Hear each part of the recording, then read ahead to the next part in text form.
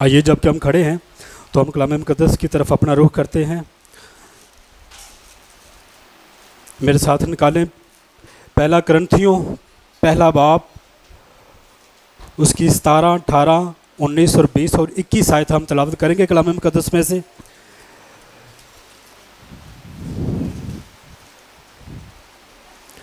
पहला करंथियों पहला बाब, उसकी 17, 18, 19 और 20 और 21 आयत हम कलाम मुक़द्दस में से देखेंगे। जी, सबने निकाल लिया? जी, लिखा है, क्योंकि मसीह ने मुझे बपतिस्मा देने को नहीं भेजा बल्कि खुशखबरी सुनाने को, और वो भी कलाम की हिकमत से नहीं, ताकि मसीह की सलीब बेतसीर ना हो। क्योंकि सलीब का पैगाम हलाक होने वालों के नज़दीक तो बेवकूफ़ी है, मगर हम निजात पाने वालों के नज़दीक खुदा की कुदरत है। क्योंकि लिखा है कि मैं हकीमों की हिकमत को निस्त और अक्लमंदों की अक्ल को रद्द करूँगा। कहाँ का हकीम, कहाँ का फ़क्की, कहाँ का इस जहाँ का बहस करने वाला? क्या खुदा ने दुनिया की हिकमत को बेवकूफ़ी नहीं ठहराया? 21 आयत, इसलिए जब खुदा की हिकमत के मुताबिक दुनिया ने अपनी हिकमत से खुदा को ना जाना, तो खुदा को यह पसंद आया कि इस मुनादी की बेवकूफ़ी के वसीला से ईमान लाने वालों को निजात दे। खुदावंद के कलाम के पढ़े और सुने जाने पर खुदावंद की खास बरकत हो। आमीन। God bless you. आप लोग तशरीफ़ रखें। हालेलुया। आमीन। सबसे पहले तो हम अपने खुदावंद के शुक्रगुजार हैं जिसने हमें आज फिर एक नया दिन बख्शा, और सबसे बड़ी बात है कि उसने हमें ज़िंदा रखा, और उससे बड़ी बात है कि उसने हमें तंदुरुस्ती और सेहत दी। हम अपने खुदा के शुक्रगुजार हैं, और वो हमेशा अपने लोगों के बीच में चला आता है। आमीन। वो चाहता भी यही है कि जब हम मिलकर उसकी सताइश और उसकी प्रशंसा करते हैं तो हमारा ही हवा पाक खुदा हमारे बीच में उतर आता है। आमीन। वो ज़रूर हमारी कमियों से वाकिफ़ है, वो हमारी ज़रूरतों से भी वाकिफ़ है, और वो अपने इलाही खजाने से उनको पूरा करने की ताकत और कुदरत रखता है। आमीन। हालेलुया। आमीन। और फिर हम अपने पास्टर भाइयों के शुक्रगुजार हैं जिन्होंने काफ़ी सफ़र किया ताकि वो हमारे साथ आज खुदावंद की सताइश और उसकी प्रशंसा कर सके। हम शुक्रगुजार हैं अपने खुदा के, क्योंकि खुदा अपने खादमों को असीरों की तरह गश्त कराता है। और फिर हम अपने खुदा के शुक्रगुजार हैं। नबी ने कहा कि जिस तरह हमारे 5 हवास काम करते हैं, इसी तरह छठा हवास जो कि ईमान है वो भी उतना ही मजबूत है जितने हमारे 5 हवास हैं। नबी ने कहा कि अगर कोई मुझे गिफ्ट में घर देता है तो मैं उसके दराज खोल के चेक करूँगा कि इनमें क्या है। अगर मुझे सीढ़ी लगाकर भी मेहनत करनी पड़े तो मैं फिर भी देखूँगा कि इन दराज के अंदर क्या रखा है। जो मुझे गिफ्ट दे रहा है, जो मेरी मिरास में चीज़ है, मेरा हक बनता है कि मैं उसे चेक करूं। तो नबी ने कहा ये कलाम मुक़द्दस की जो वर्सेस है ये आपके लिए दराज हैं, और जब आप इनको खोलेंगे तो आप देखेंगे कि आपकी मिरास में क्या है, क्योंकि इन्हीं वर्सेस के अंदर आपका मखलसी है, और इन्हीं वर्सेस के अंदर आपका उठाए जाने वाला ईमान है, और इन्हीं वर्सेस के अंदर आपका छुटकारा है। और जब हम ये दराज़ों को खोलेंगे तो फिर हमें पता चलेगा कि हमारी मिरास में क्या है। आमीन। हालेलुया। तो आइए, आज हम थोड़ी देर के लिए जिस टॉपिक पर बात करने वाले हैं वो है द प्रीचिंग ऑफ द क्रूस। हम वो प्रीच नहीं कर रहे जो डोमिनेशन प्रीच करते रहे हैं। आज नबी ने क्रूस को एक नए तरीके से पेश किया है, क्योंकि जब से नबी ने कहा कि किताब खुली है तो वो हमारे लिए एक नई बाइबल बन चुकी है। आज अगर हम प्रीच करते हैं तो हम खुली हुई किताब को प्रीच करते हैं। तो हम वो नहीं देखने आ रहे जो हम बचपन से सुनने आ रहे हैं, तो हम वो प्रीच नहीं करना चाह रहे जो डिनोमिनेशन या तंजीमों में हम सुन चुके हैं। नबी ने इसे फ़र्क तरीके से प्रीच किया है और हम उसी को देखने जा रहे हैं। आमीन। हालेलुया। तो कितने लोगों ने भाई तनवीर के लिए दुआ की ताकि आज खुदा उनको कसरत से इस्तेमाल करे। आमीन। God bless you. और यही जब आप दुआ करके आते हैं तो खुदा आपकी ज़रूरत के मुताबिक खुदा आपको देता भी है, क्योंकि जो चीज़ हम तवक्को करके आते हैं खुदा आपकी तवक्को के मुताबिक आपको वो दे देता है। नबी ने मैसेज प्रीच किया, गहराओं गहराओं को पुकारता है। तो हम जब पुकारते हैं तो कोई है, और जब हम देखते हैं तो कोई है। अगर वो खुदा नहीं है तो फिर हम उसे कैसे पुकार सकते हैं? अगर हम उसे पुकारते हैं तो वो है। जैसे दाऊद कहता है कि तेरे आबशारों से, और आबशार पुकारते हैं। जैसे हम पुकारते हैं तो वो हमारे पास चला आता है। आमीन। तो जब हम आज उसे पुकारेंगे तो हमारे बीच में चला आता है। आमीन, हालेलुया, आमीन, हालेलुया, आमीन। God bless you. तो नबी ने कहा कि खुदा के ज़हन में जब छुटकारे की सोच थी तो उस छुटकारे की सोच के साथ ये क्रूस भी शामिल था। जब खुदा ने पहली बाइबल लिखी आसमान पर, यानी कि सितारों पर, तो क्रूस को वहाँ पर रख दिया। और जब खुदा ने दूसरी बाइबल को हनूक से लिखवाया तो खुदा को ज़रूरत पड़ी कि पिरामिड के अंदर भी क्रूस को रख देता। और जो कि हमारे पास तीसरी बाइबल है, ये बाइबलें अलग अलग नहीं हैं, बाइबलें एक ही हैं। पहले और दूसरी बाइबल ये तशरीबात और तस्वीरों पर मुश्तमिल है, और जो हमारे पास बाइबल है ये उनकी हकीकत है। तो जब तीसरी बाइबल, उसमें भी क्रूस का होना बेशक बहुत ज़रूरी है।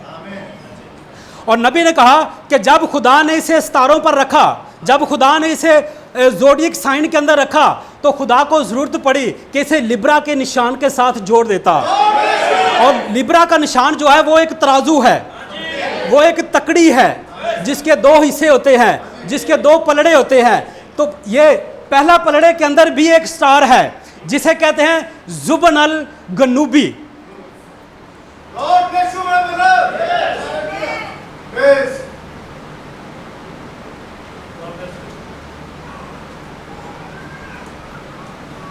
जुबन अल गन्नूबी, जुबन अल गन्नूबी का मतलब है कि वो दाम जो कम पड़ गया, वो दाम जो बाकी रह गया, जिसकी ज़रूरत थी कि वो अदा हो सके लेकिन वो अदा ना हुआ। और दूसरे पलड़े के अंदर भी एक स्टार है जिसे कहते हैं जुबन अल कमाली।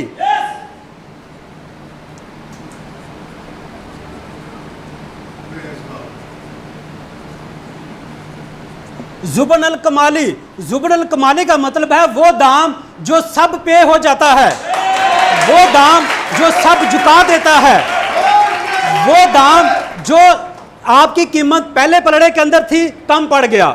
दूसरे पलड़े के अंदर कौन आया? जुबन अल कमाली, यानी कि दूसरे पलड़े के अंदर वो आया जिसने दाम को पूरा कर दिया, जिसने ठीक वक्त पर ठीक कुर्बानी को पे कर दिया, उसने छुटकारे के काम को मुकम्मल कर दिया।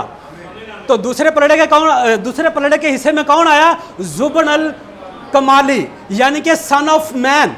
जो सन ऑफ मैन आया तो उसने उस दाम को झुका दिया, उसने आपकी कीमत को पे कर दिया, उसने आपका दाम जो पहले हिस्से के अंदर कम पड़ गया था उसने दूसरे हिस्से के अंदर आकर उसको पे कर दिया। और जब पे कर दिया तो ये नबी ने कहा ये अब से नहीं है, ये आज से नहीं है, ये तब से है जब से आसमान बनाए गए। और खुदा ने इस निशान को आसमान पर रख दिया ताकि एक दिन इंसान को इस निशान की जरूरत पड़ेगी कि निशान गिरेगा, और जब वो गिरेगा तो उसको छुटकारे की जरूरत पड़ेगी, और जब छुटकारे की जरूरत पड़ेगी तब वो कोई आकर इस निशान के ऊपर अपनी जान देगा, तब वो जुबन अल कमाली आएगा। और जब जुबन अल कमाली आया तो उसने किया क्या? उसने आपकी कीमत को, उसने हमें गिरवी से छुड़ा लिया, जो कि हम गिरवी पड़े थे, जो कि हम ला के नीचे थे, शरीयत के नीचे थे, तो उसने हमें शरीयत से निकाला और हमें फजल में लेकर आ गया। आमीन। तो बरे ने करना क्या था? जब बरे ने अपनी जान दे देनी थी तो उसने इस किताब को खोलना था। तो नबी ने कहा the book of the opening from the क्रूस, इस किताब का खुलना, ये वाली जो किताब थी इसका खुलना जुड़ा हुआ था इस क्रूस के साथ। अगर कोई इस क्रूस के ऊपर अपनी जान ना देता तो यह किताब का खुलना भी मुमकिन नहीं था, यह किताब नहीं खुल सकती थी। अगर किसी ने अपनी जान दी तब जाकर यह किताब खुल सकी। और इस निशान को इसीलिए उसने पहली बाइबल के अंदर आसमान पर रख दिया। तो जब आसमान पर रख दिया तो क्रूस का नबी ने कहा मतलब क्या है? यानी कि तऊ अब्रानी लेटर के अंदर आखिरी अल्फ़ाबेटिक रखा गया है जिसे कहते हैं तऊ। तऊ, ये लफ्ज़ है तऊ, TAU। अगर भाइयों को नज़र नहीं आ रहा तो मैं ज़रा थोड़ा नीचे लिख रहा हूँ। तऊ, तऊ का मतलब है तमाम हुआ। तऊ का मतलब है तमाम हुआ। आगे तऊ का मतलब है पूरा हुआ। आगे तऊ का मतलब है खत्म हुआ। नबी ने कहा तऊ, तो क्या तऊ जो लफ्ज़ है TAU, इसका मतलब है खत्ताम, एंड, फिनिश। जब यीशु मसीह क्रूस पर थे तो क्या बोला? ऐ बाप, इनको माफ कर दे, मैं प्यासा हूं और तू आज ही मेरे साथ फिरदौस में होगा। और आखिरी क्या बोला? तमाम हुआ। यानी कि तऊ, आखिरी अल्फाबेटिक क्या बोला? तऊ। तो क्या तऊ इस बाइबल मुकद्दस में भी है? जी हाँ है। आइए मेरे साथ निकाले ज़बूर 119। आज काफ़ी हवाला जात हैं जिनकी हम तरफ बार बार अपना रुख करना चाहते हैं, तो इसलिए आपका जागना बहुत ज़रूरी है। आप जब जागते रहेंगे तब आप उस चीज़ को जान पाएंगे जो हम प्रीच करने वाले हैं, क्योंकि यह क्रूस का मतलब आज हम डिफरेंट तौर पर देखने वाले हैं। आमीन। ज़बूर 119 जी, ज़बूर 119। हम सारा ज़बूर नहीं पढ़ेंगे, बल्कि हम ज़बूर का पहला लफ्ज़ जो हेडिंग के ऊपर है, जो एक ब्रैकेट के अंदर बंद है, हम सिर्फ उसी को पढ़ेंगे। जी, सबने निकाल लिया ज़बूर 119? सबने निकाल लिया? जी, पहली आयत, पहला लफ्ज़ जो ब्रैकेट के अंदर बंद है। अगर आप इंग्लिश बाइबल पढ़ेंगे तो वहाँ ब्रानी का भी डिजिटल मौजूद है और वहाँ बिल्कुल सेम इंग्लिश के अंदर ये लफ्ज़ लिखा हुआ है TAU, तऊ। सबको मिल गया है? सबको? जी, सब जुड़े हुए हैं कलाम के साथ? आमीन, हालेलुया। जी, पहला लफ्ज़, पहली आयत अलिफ, 9 आयत बेत, 17 आयत गमील, दाल्त, है, वो, जीन, खेत। जी, आगे तोएत, यूद, 81 आयत, 81 आयत। सबको मिल गया? सब देख रहे हैं? 81 आयत, कौफ, लामिद, मीम, नून, सामिक, एन, पे,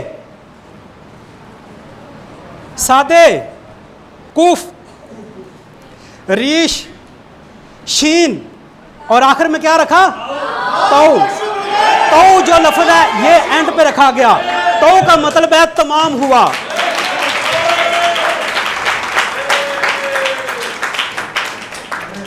और नबी ने कहा ये एक बिलीवर के लिए ABC है, ये एक बिलीवर के लिए ABC है। हालेलुया।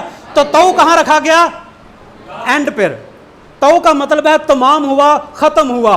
तो क्रूस वो पॉइंट था, क्रूस वो जगह थी जहां पर मेरे और आपके गुनाह खत्म हो गए, जहां पर मेरे और आपके गुनाह खत्म हो गए। इसीलिए यशायाह नबी कहता है कि चाहे वो किरमजी रंग के ही क्यों ना हो, चाहे वो लाल रंग के ही क्यों ना हो, वो सब सफ़ेद हो जाएंगे बर्फ की तरह, सब सफ़ेद हो जाएंगे बर्फ की तरह, वो सफ़ेद हो जाएंगे। तो नबी ने कहा, कुछ लोगों ने कहा कि क्रूस जो है ये एक मजहबी निशान है जो कैथोलिक ने अडॉप्ट किया है। और भाई ब्रैनम के चर्च में भी 3 क्रूस थे, 3 क्रूस थे भाई ब्रैनम के चर्च में। तो आइए ज़रा हम उस हवाले की तरफ चलते हैं। ये मेरे पास एक मैसेज है, खुदा अपने आप को सादगी में छुपाता है और फिर उसी में से खुद को शिकारा करता है। इसी कोड के अंदर नबी ने कहा कि जो नबी ने कहा मुखालफत कौन करता है? जो आपके चर्च के लोग होते हैं। कौन खड़ा होता है मुखालफत में? जो आपके साथ साथ चलता है। तो इसी मैसेज के अंदर नबी ने कहा जो मेरे पास 3 क्रूस थे, इनको लेकर लोगों ने क्या किया? खुदा अपने आप को सादगी में छुपाता है और फिर उसी में से खुद को शिकारा करता है। इसी मैसेज के अंदर कोड नंबर 56 है, मैं पढ़ने लगा हूँ आपके लिए। तो फिर एक और बात है, बहुत सारे लोग मुझ पर हमेशा तनकीद करते हैं, बहुत सारे लोग मुझ पर हमेशा तनकीद करते हैं। ऐसे बहुत सारे लोग हैं जो हकीकतन कलाम को नहीं जानते। और वो बात है चर्च में सलीब लगाने के हवाले से।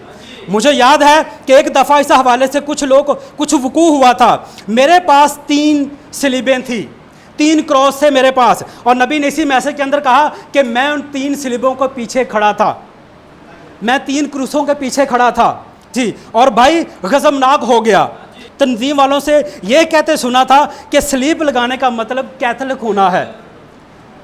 और 57 कोड नंबर, मैं चाहता हूं कोई तालिब इल्म, कोई शख्स, कोई नए सिरे से पैदाशुदा मसीह मुझे बताए क्या ये कैथलिकिज्म को पेश करता है क्रूस।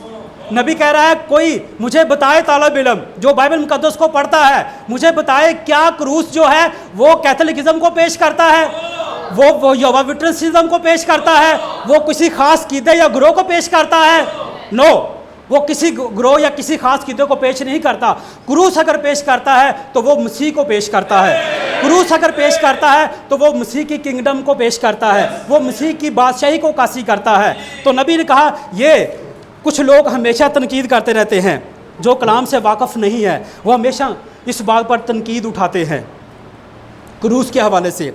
तो नबी ने कहा कि अगर क्रूस पहली बाइबल में है तो फिर क्रूस को दूसरी बाइबल के अंदर भी होना चाहिए। अगर क्रूस पहली बाइबल में है तो फिर क्रूस को दूसरी बाइबल के अंदर भी होना ही चाहिए। लेकिन जब हम तलाश करते हैं तो क्रूस वहां में मिलता नहीं है। ये मैं बता सकता हूं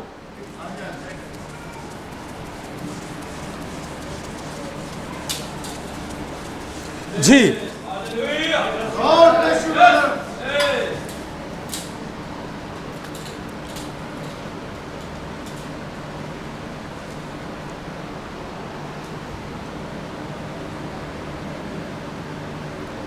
लेकिन ये निशान पिरामिड के अंदर क्रूस नहीं मिलेगा। लेकिन फिर भी नबी ने कहा क्रूस का होना पिरामिड के अंदर बेहद ज़रूरी है। अगर क्रूस पहली बाइबल में है तो फिर क्रूस को दूसरी बाइबल के अंदर भी होना ही चाहिए। लेकिन अगर हम इसे तलाश करते हैं तो हमें ये मिलता नहीं है, हम इसे नहीं तलाश कर सकते। मैं तो नहीं तलाश कर सकता और ना शायद आप, लेकिन नबी ने इसे पिरामिड के अंदर तलाश किया है।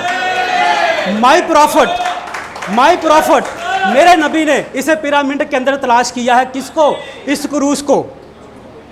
तो नबी कहते हैं जब मैं 14 साल का था और मुझे एक दोस्त से गोली लगी, आप सबको अपने मैसेज पढ़े हुए हैं आमीन। तो गोली लगी और जब मुझे बेहोश किया गया तो मैं निचले इलाकों में गया और मैंने उनको देखा, उन रूहों को देखा जो कैद में हैं। मैंने उन रूहों को देखा जो कैद में हैं। तो नबी कहता है जब मैं वहाँ गया तो मैंने उन रूहों को देखा जो कैद के अंदर बंद थी। और जब वो कैद के अंदर बंद थी तो नबी कहते हैं मैंने वहाँ एक रोया को देखा। और जब मैंने रोया को देखा तो मुझे एक गोल्डन क्रूस आसमान पर नजर आई। और जब गोल्डन क्रूस आसमान पर नजर आई तो उसके बाद नबी उस रोया से फिर बाहर आ जाते हैं। तो फिर 7 मंथ के बाद यानी कि 7 महीनों के बाद फिर नबी एक और रोया देखते हैं। ठीक है, तो नबी 3 खिंचाव देखते हैं, 3 खिंचाव देखते हैं, यानी कि फर्स्ट पुल, सेकंड पुल और थर्ड पुल, यानी कि पहला, दूसरा और तीसरा खिंचाव। 2 खिंचाव तो गुजर चुके थे, अब तीसरे खिंचाव के लिए नबी अपने आप को तैयार कर रहा है। और तीसरा खिंचाव है क्या था? बोले गए कलाम से चीज़ें क्रिएट हो जाती थी, चीज़ें बन जाती थी। ये था थर्ड पुल, ये थी तीसरी खिदमत नबी की, और नबी इसी को कंफर्म कर रहे थे। तो नबी ने कहा उसी के दौरान ही नबी एक और रोया देखते हैं। नबी क्या देखते हैं? नबी देखते हैं कि बाइबल उनके पास खड़ी है। आप सुन रहे हैं? बाइबल उनके पास खड़ी है। ये किताब, ये बाइबल, भाई ब्रैनम कहते हैं मेरे पास खड़ी है। सिर्फ मेरे एक तरफ ही नहीं खड़ी, बल्कि वो इतनी बड़ी बाइबल है जो आसमान तक खड़ी है, और मैं उसे साफ तौर पर देख रहा हूं। और उस क्रूस में, उस बाइबल में से क्रूस निकलकर बाहर आ गई। नबी कहता है जिस तरह मैं साफ इस बाइबल को देख रहा था, इसी तरह से मैं साफ उस क्रूस को देख रहा था जो निकलकर बाहर आ गई। और जब वो बाहर आ गई और वो उसी तरह आकर खड़ी हो गई जिस तरह बाइबल मेरे पास खड़ी थी, और उस क्रूस में से नबी कहते हैं मसीह का चेहरा निकलकर बाहर आ गया। तो इसका मतलब क्या हुआ? बाइबल ने पेश किया क्रूस को और क्रूस ने पेश किया मसीह को। अब इसका मतलब क्या हुआ कि क्रूस ने अपनी झलक बदल दी है। अब क्रूस इस तरह नजर नहीं आती, अब क्रूस ये बादल की तरह नजर आती है, क्योंकि अब क्रूस ये है, अब क्रूस वहां नहीं है, क्योंकि यीशु मसीह अब इस क्रूस पे नहीं है। यीशु मसीह अब इस क्रूस पे नहीं है, नो, यीशु मसीह अब इस बादल में है, क्योंकि ये बादल मसीह को नजर आया।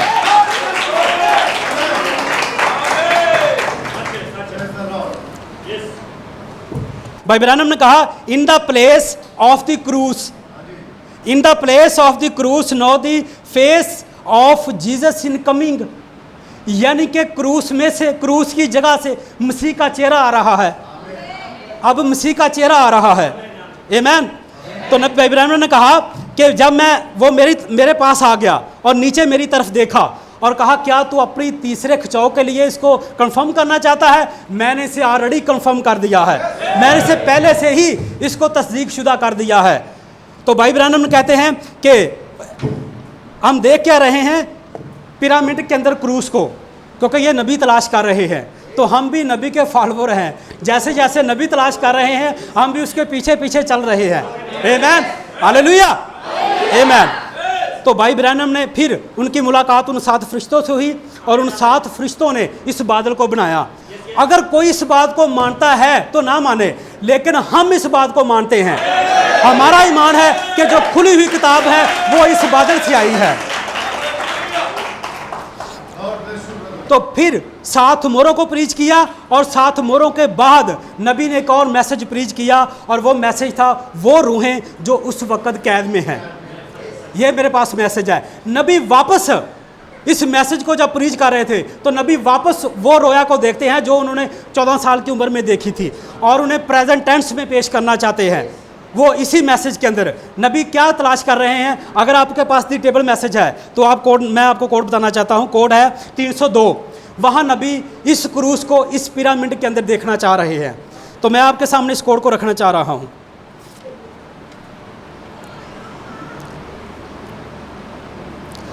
जी, कोड नंबर 302 है, वो रूहें जो उस वक्त कैद में हैं। इसी कोड के अंदर नबी क्रूस को कहाँ देखना चाह रहे हैं? इस पिरामिड के अंदर, दूसरी बाइबल के अंदर। तो नबी कहते हैं क्या ये वही कुछ था जो मुझे लड़कपन में उस रोया में दिखाया गया? यानी कि नबी वापस उस जगह पर जाते हैं, नबी वापस वहाँ जाते हैं ताकि वो उस क्रूस को देख सके। God bless you.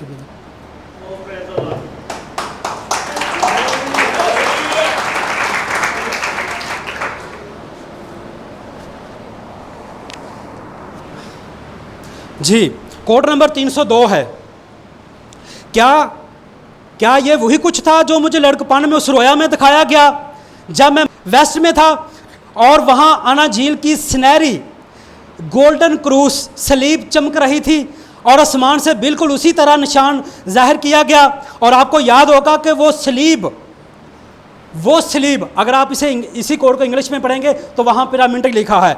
और आपको याद होगा कि वो सलीब हर रुख से एक पिरामिड की तरह शक्ल बन गई, उस रुख की पिरामिड की तरह बन गया। आपको याद होगा कि वो सलीब हर रुख से मखरूती शक्ल की बनी हुई थी। क्या ऐसा ही हो सकता है कि इसका आगाज़ हुआ और अब ये सर का हिस्सा है, यहाँ इसका ख़त्म होता है। तो नबी ने कहा कि अगर क्रूस इस पिरामिड के अंदर नीचे वाले हिस्से में नहीं है तो फिर यह क्रूस कहाँ है? यह कैपस्टून है, यह चोटी का पत्थर है जहाँ बोएज आर्का लेटता है, और यह कैपस्टून है।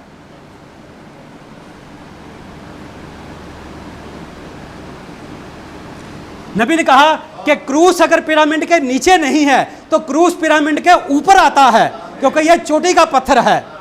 और जब चोटी का पत्थर आता है तो फिर उस सारे को, तमाम को वो पूरा कर देता है, आमीन। फिर वो हर चीज़ को मुकम्मल कर देता है। तो कैपस्टून जो है वो चोटी का पत्थर है। और क्रूस, नबी ने कहा कि अक्सर भाई इब्राहिम ने जब इसके बारे में बात की तो कहा ये हर बार रिजेक्ट किया गया। क्रूस उस वक्त भी रिजेक्ट की गई और आज ये बादल भी रिजेक्ट किया जा रहा है। आज ये बादल भी रिजेक्ट किया जा रहा है। तमाम डोमिनेशंस के पास, तमाम अकीदों के पास, तमाम उन मिशनों के पास ये ओल्ड वाली क्रूस है, लेकिन सिर्फ ब्राइट है जिसके पास ये वाली क्रूस है। वो जानता है कि आज यीशु मसीह उस क्रूस पे नहीं है। अब यीशु मसीह ने अपनी झलक बदल दी है, और जब झलक बदली है तो अब वो क्रूस उस तरह नहीं नजर आती। अब क्रूस दुल्हन को फर्क तरह नजर आती है, और वो फर्क है क्या? वो इस बादल में है। वो इस बादल में क्रूस आती है। तो क्रूस क्या है? द ताऊ, यानी कि इख्तिताम होना, ख़त्म होना, जहाँ पर हर चीज़ ख़त्म हो जाती है। तो नबी ने कहा, नबी ने जब इस बादल की तरफ देखा तो कहा, जनाब क्या ये आखिरी वक्त का निशान है? ये आखिरी वक्त का निशान है, इसके बाद कोई और निशान नहीं दिया जाएगा और ना ही कोई है। यही आखिरी वक्त का निशान है और यही है जहाँ से अगर तो जो इसके दोस्त हैं, जो इसको इम्पोर्टेंट समझते हैं, जो ये समझते हैं कि आज जो खुली हुई किताब आई है वो इसके ज़रिए आई है, तो रैप्चर भी भाई उन्हीं का ही होगा, उन्हीं का ही रैप्चर होगा और वही उठाए जाएंगे। अब क्रूस वो पॉइंट था, नबी ने कहा कि जहां से यीशु मसीह अपनी थियोफनी में चले गए। अब क्रूस वो पॉइंट था जहां से वो अपनी थियोफनी में चले गए। तो जब हम बादल को देखते हैं तो बादल वो पॉइंट है जो हम इस बदन को छोड़ेंगे और हम इस बादल में जाएंगे। क्यों? क्योंकि हम देखते हैं कि आज का जो यीशु है वो इस बादल में आया है। आज का जो यीशु है वो इस बादल में आया है। हम उसको प्रीच नहीं कर रहे जो ओल्ड क्रूस है, हम उसको प्रीच कर रहे हैं जो आज का यीशु है, जो आज मैसेज हमारे पास आया है, हम उसी को प्रीच कर रहे हैं। आमीन, आमीन। और जो इस क्रूस के दुश्मन है तो वो बादल के भी दुश्मन है, वो इस बादल के भी दुश्मन है। आमीन। आइए हम एक और हवाले की तरफ चलते हैं। आज काफ़ी हवाला ज़्यादा जिनकी तरफ हम बार बार अपना रुख करने वाले हैं, तो इसलिए आपका जागना बहुत ज़रूरी है। हम देख क्या रहे हैं? द क्रूस, प्रीचिंग ऑफ द क्रूस, यानी कि प्रीचिंग ऑफ द क्लाउड, ये बादल जी। फिलिपियों की किताब उसका 3 बाब है।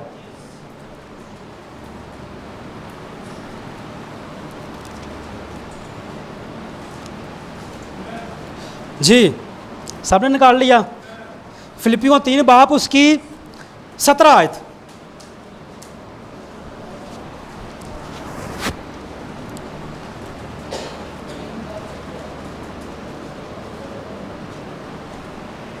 जी, सबने निकाल लिया? आमीन। जी, मैं पढ़ने लगा हूं आप लोगों के लिए।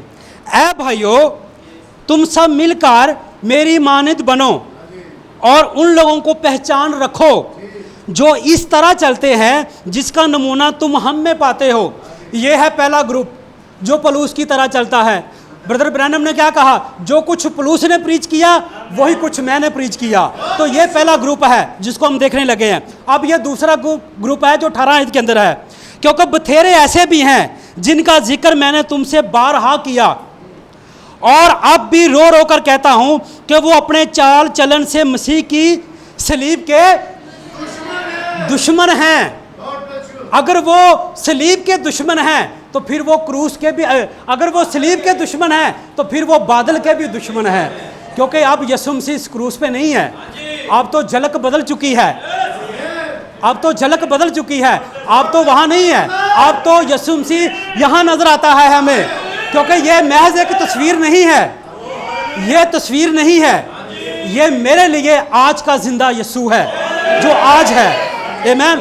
तो जो सलीब के दुश्मन हैं वो इस बादल के दुश्मन हैं और वो कहते हैं कि बादल एक रॉकेट के धुएं से बना है। बादल एक मफूकुल फितरत नहीं है, बादल नॉट सुपरनैचुरल, वो सुपरनैचुरल नहीं है। लेकिन नबी ने कहा कि बादल, जब 7 फरिश्ते आए तो उन 7 फरिश्तों ने बादल कहाँ बनाया? पहले ज़मीन के ऊपर और फिर बादल उठा, और जब बादल उठा तो फिर नबी ने जैसे उसे ऐसे घुमाया तो कहा, जनाब क्या ये आखिरी वक्त का निशान है? ये आखिरी वक्त का निशान है। और जो क्रूस के दुश्मन हैं, जो क्रूस के दुश्मन हैं वो बादल के दुश्मन हैं और वही उठाए जाएंगे जो इस बादल को पहचानते हैं, जो इस बादल को जानते हैं। रैप्चर भी उन्हीं का ही होगा जो बादल के दोस्त बनेंगे, जो बादल को अजीज रखते हैं, और वही उठाए जाएंगे। और जो बादल के, नबी ने कहा, वही उठाए जाएंगे। और जो कुछ बादल कहता है हम वही करते हैं, क्योंकि जो बादल ने कहा वही हम, उसी पर हमारा बिलीव है। क्योंकि नबी ने कहा जब से ये किताब खुली है तो ये बाइबल हमारे लिए एक नई बाइबल बन चुकी है। तो अगर हम खुली हुई किताब को प्रीच करते हैं तो खुली हुई किताब लेकर कौन आया? ये बादल।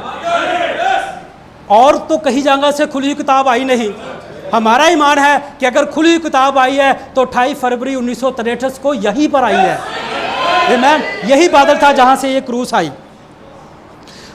तो लिखा है, क्योंकि बथेरे ऐसे हैं जिनका जिक्र मैंने तुमसे बारहा किया कि वो अपने चाल चलन से मसीह के दुश्मन हैं और उनका निजाम क्या होगा? हलाकत। जो दुश्मन हैं उनका निजाम क्या होगा? हलाकत। उनका खुदा पेट है। वो बस यही सोचते हैं कहाँ से पैसा आना चाहिए, किस तरह मैसेज को बेचा जा रहा है और किस तरह बेच भी रहे हैं। उनका थीम यही है कि हमने किस तरह पैसा कमाना है। और वो क्या है? वो हलाकत में जा रहे हैं। उनका पेट क्या है? खुदा है। और वो अपनी शर्म की बातों पर फख्र करते हैं और दुनिया की चीज़ों के ख्याल में रहते हैं। और जब बात करते हैं बादल की, तो ब्रदर लोगों को क्या बताना है? लोग तो भाग जाएंगे। लोगों को क्या बताएं नबी के बारे में? लोग भाग जाएंगे। और ब्रदर लोग क्या भागेंगे? आप खुद ही भागे हुए हैं। आप खुद ही भागे हुए हैं। हो सकता है कि आपके बताने से कोई बादल के नीचे आ जाए, हो सकता है उसका वो कबूल कर सकता है क्योंकि आपने कौन सी उस पर दालत लगा दी है।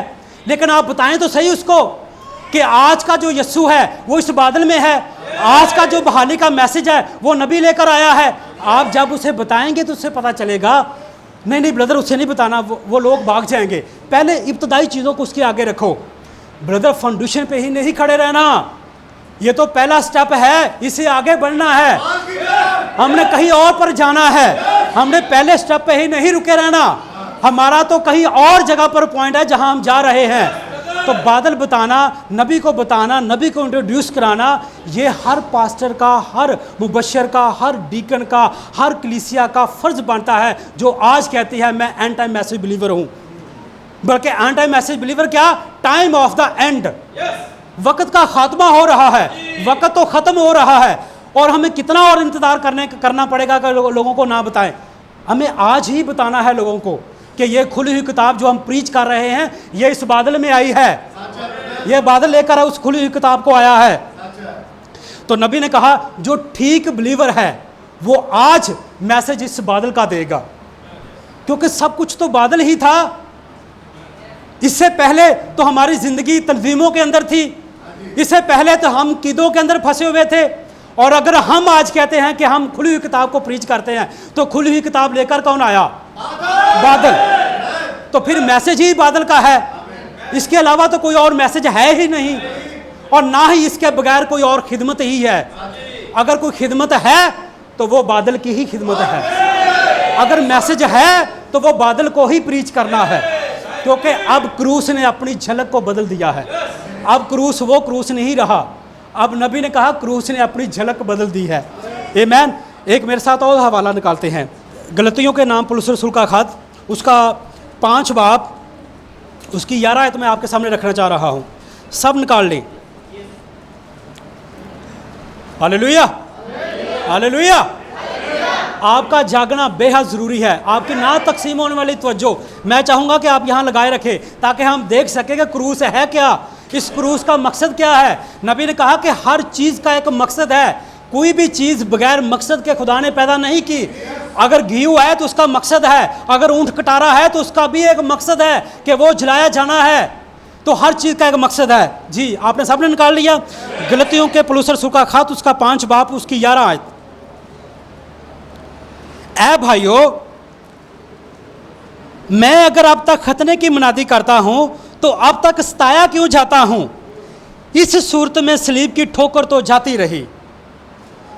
इस सूरत में सलीब की ठोकर तो जाती रही। इस सूरत में बादल की ठोकर तो जाती रही। और उनको, क्योंकि आज बथेरे लोग हैं जिनको बादल से ठोकर लगती है और वो तंजीमों में नहीं है, उनको तो पता ही नहीं है। वो मैसेज के अंदर लोग हैं जिनको आज बादल से ठोकर लगती है। जब उनके सामने बादल के बारे में बात करते हैं तो वो कहते हैं ब्रदर चुप, बादल का कोई तलक नहीं है। बादल का कोई तलक नहीं है, लेकिन मैं आपको बताना चाह रहा हूँ नबी ने इस बादल को प्रीच किया, नबी ने इस बादल में से हम सबको बताया। और अगर हम नबी के फॉलोअर हैं तो फिर हम इसी बादल को प्रीच करेंगे। और आज जो हमारे पास वो तंजीमों की सोच थी, हम उसको ख़त्म कर चुके हैं। अब हमारे पास एक नई सोच है, और नई सोच कहाँ से आई? इस खुली हुई किताब से, इस खुली हुई किताब से वो नई सोच आई है। और जो आज का पैगाम दे रहा है वो क्रूस का पैगाम है। जो क्रूस का पैगाम है वही बादल का पैगाम है। क्यों? क्योंकि क्रूस पर था। यीशु मसीह जब क्रूस पर थे तो वहाँ खोल दिए गए, उनको खोला गया, उनको ज़ख्म लगे, और जब ज़ख्म लगे कलाम खोल दिया गया। और भाई ब्रैनम ने कहा जब यीशु मसीह से बादल में आया तो वो 7 मोरे लेकर आया, तब भी कलाम खोला गया। वो 7 थंडर लेकर आया, 7 गर्जने लेकर आया, वो तब भी कलाम खोला गया। और जैसे ही क्रूस पर कलाम खोला गया वैसे ही इस बादल पर कलाम खोला गया। जैसे क्रूस पर हुआ वैसे आज जो लोग क्रूस को रद्द करते हैं वो बादल को भी रद्द कर रहे हैं। आज उनके लिए बादल भी एक ठोकर का बैस बना हुआ है। आमीन। तो हम किसके फॉलोअर हैं? नबी के। और जो नबी कह रहा है, नबी ने कहा इसी मैसेज के अंदर गहरा जो ये मैसेज है, खुदा अपने आप को सादगी में छुपाता है। इसी मैसेज के अंदर नबी ने कहा जो कुछ टेप कहती है वही सुनो, जो कुछ टेप कहती है उसी पर अमल करो, क्योंकि वो मेरी आवाज़ नहीं है, वो रूह कुद्दस की आवाज़ है, वो रूह कुद्दस की आवाज़ है, वो नबी की आवाज़ नहीं है। नबी का महज एक बदन इस्तेमाल किया गया और उसमें सन ऑफ मैन की खिदमत थी जो उसने की। आमीन। आइए हम वापस अपने उस हवाले की तरफ चलते हैं जो हमने पहला करंथियों में पढ़ा।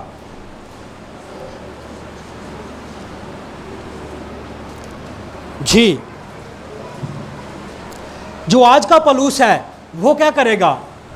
वो कोई पुरानी थीम को नहीं लेके आएगा। जो आज का पलूस है वो इस नए थीम को लेकर आएगा। आज वो इस बादल को लेकर आएगा, क्योंकि मैसेज आज बादल का ही है। जी, 17 आयत, पहला करंथियों पहला बाप उसकी 17 आयत। क्योंकि मसीह ने मुझे बपतिस्मा देने को नहीं भेजा बल्कि खुशखबरी सुनाने को। और खुशखबरी है क्या? आज हमारे पास जो खुशखबरी है वो क्या है? वो खुशखबरी ये बादल है। वो खुशखबरी ओल्ड क्रूस नहीं है जो तंजीमें पेश करती हैं, जो योवा विटनेस वाले पेश करते हैं, जो कैथलिक वाले पेश करते हैं, वो क्रूस नहीं है। हमारे पास आज बदल चुकी है क्रूस, और जो हमारे पास खुशखबरी है वो इस बादल में है। तो भाई ब्रानम ने कहा कि मेरा पलूस रसूल कहता है कि मैं बपतिस्मा देने को नहीं आया।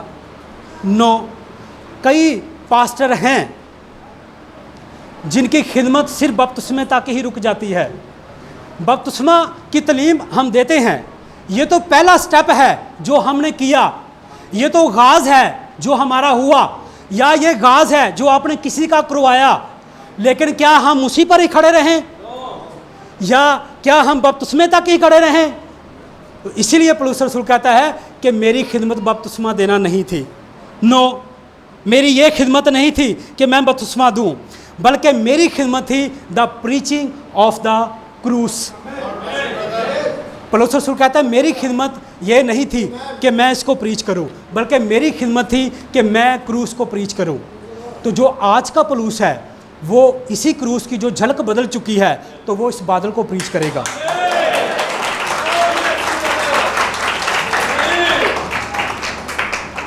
तो भाई ब्रैनम ने कहा कि पानी का बपतिस्मा ये आपका पहला स्टेप है जो आप करते हैं, ये आपका गाज है जो आपने किया।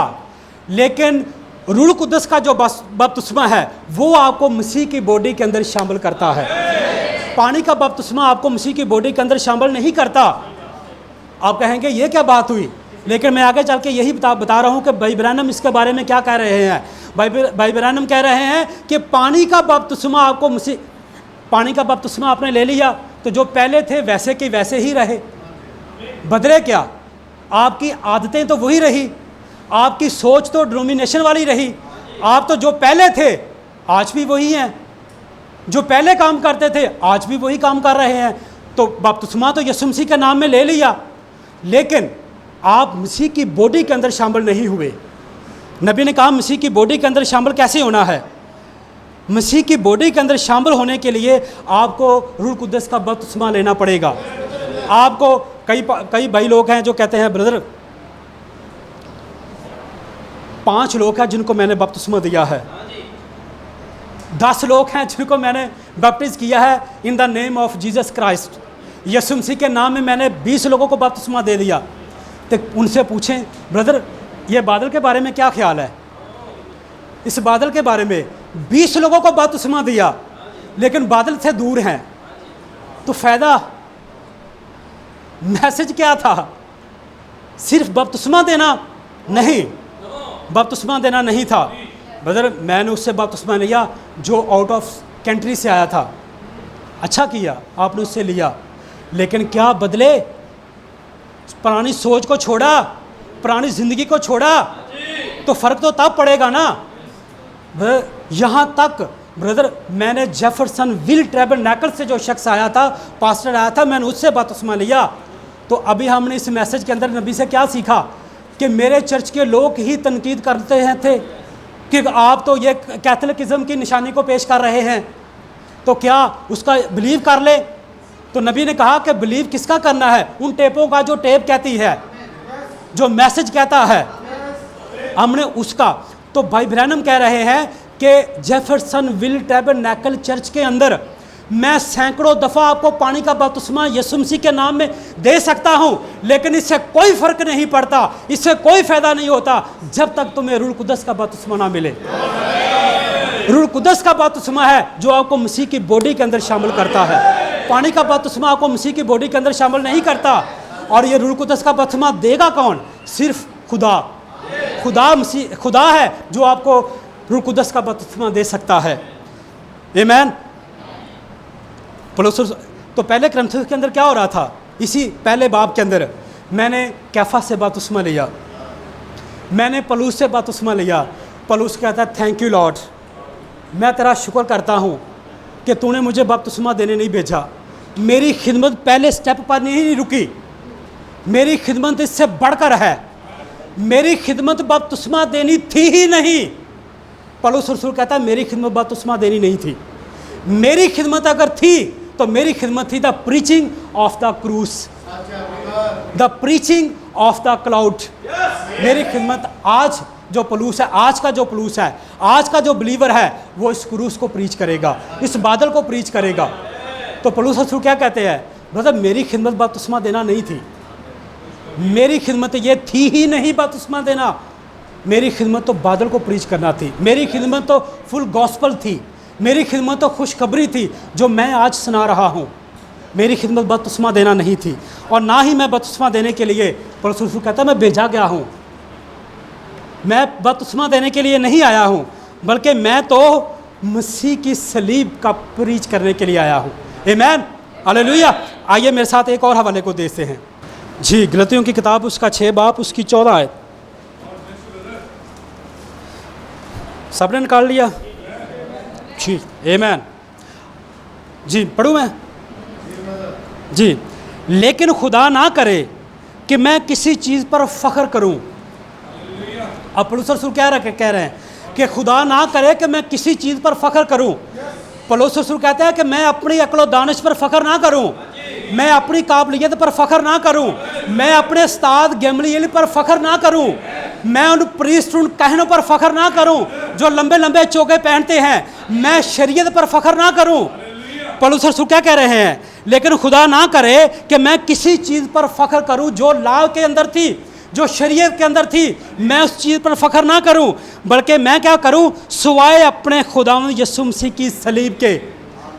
अगर मैं फ़ख्र करूं तो मैं इस क्रूस पर फ़ख्र करूं, क्योंकि इस क्रूस पर मेरा छुटकारा हुआ, इस क्रूस पर मेरे लिए किसी ने अपनी जान दी। तो अगर हम इसे आज प्रेजेंट टेंस में लें, अगर हम आज इसे टुडे में लें, आज के दिन में लें, तो आज हम अगर फ़ख्र करते हैं तो हम बादल पर फ़ख्र करेंगे, क्योंकि हमारे पास आज की जो क्रूस है वो बादल है। लेकिन खुदा ना करे कि मैं किसी चीज़ पर फ़ख्र करूं सिवाय अपने खुदावंद यीशु मसीह की सलीब के, जिससे दुनिया मेरे एतबार से मसलूब हुई और मैं दुनिया के एतबार से मसलूब हुआ। पौलुस रसूल कहते हैं कि क्रूस के ऊपर सिर्फ यीशु मसीह ही नहीं चढ़ा था, मैं भी क्रूस के ऊपर उसके साथ था। क्या मुकाशफा की किताब में नहीं लिखा कि बरा खुदा के जहन में था, पहले बनाए आलम से पेशतर ज़बा जो बरा है वो ज़बा किया गया, तो हम उसकी सोच में थे। तो जब हम उसकी सोच में थे तो फिर हम मसीह के अंदर थे, और अगर हम मसीह के अंदर थे तो जैसे मसीह क्रूस पर था तो क्या हम मसीह के साथ क्रूस पे नहीं थे? तो अगर हम उस वक्त पौलुस रसूल कह रहा है कि मैं उस क्रूस में था, तो आज अगर बादल आया है तो क्या हम इस बादल में नहीं हैं? हम बादल में हैं। आज अगर पौलुस रसूल उस वक्त उस क्रूस को कहता है कि मैं मसीह के साथ मसलूब था, तो आज प्रेजेंट टेंस में हम इस बादल के अंदर हैं, क्योंकि हमारे लिए बादल आया है, क्योंकि हम बादल में थे। हमारी जो पुरानी जिंदगी थी वो खत्म हो गई है, अब हम एक नई जिंदगी, हम एक नई सोच लेकर आगे आ रहे हैं। तो भाई ब्रैनम ने कहा कि जब हम इस बादल वाली क्रूस को लेते हैं तो बादल कहाँ आता है? कैपस्टून, यह चोटी का पत्थर के ऊपर आता है, कैपस्टून के ऊपर आता है। कैपस्टून यानी कि चोटी का पत्थर है, तो पिरामिड के अंदर चोटी के पत्थर के ऊपर आता है। तो नबी ने कहा, रूत 3 बाब के अंदर है, अपने वक्त में ज़रूर पढ़े, और रूत 3 बाब के अंदर नोमी ने रूत को क्या कहा कि अपने आप को नहा ले, धो ले, यानी कि पानी का बपतिस्मा ले ले, खुशबू लगा, कपड़े पहन ले, पोशाक पहन ले, यानी कि रूह कुदस का बपतिस्मा ले ले, और जा खलियान में, वेस्ट में जा, और जाकर बॉयज़ की जगह देख कि बॉयज़ कहाँ लेटता है, बॉयज़ कहाँ लेटता है। तो नबी ने कहा बॉयज़ के लेटने की जगह क्या थी? अंडर द क्रूस। बॉयज़ कहाँ लेटा और रूथ कहाँ लेटी? अंडर द क्रॉस, यानी कि सलीब के नीचे। और सलीब है क्या? कैपस्टून। और रूथ कहाँ लेटी? इस कैपस्टून के नीचे। और रूथ कहाँ लेटी? अंडर द क्रूस, इसके नीचे। और ये क्या है? नबी ने कहा हॉली स्पिरिट, हॉली स्पिरिट। अब रूथ कहाँ लेटी? Under the cross.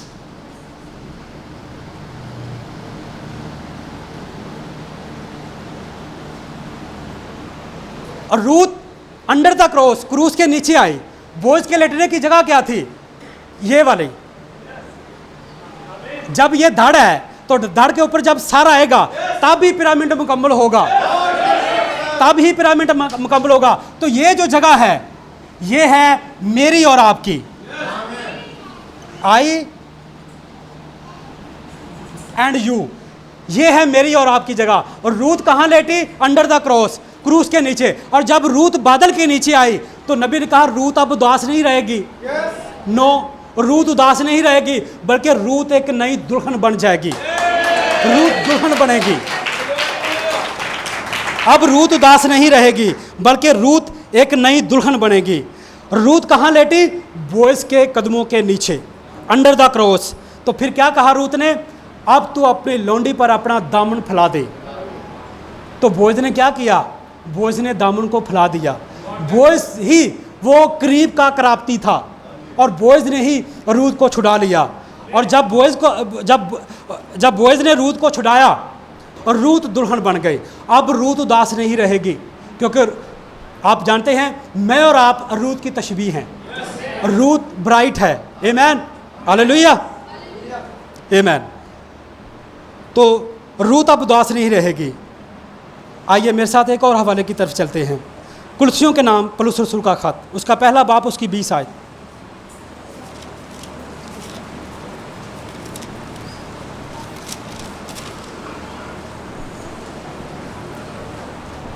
कुलसियों के पौलुस रसूल का खत, उसका पहला बाब, उसकी 20 आयत।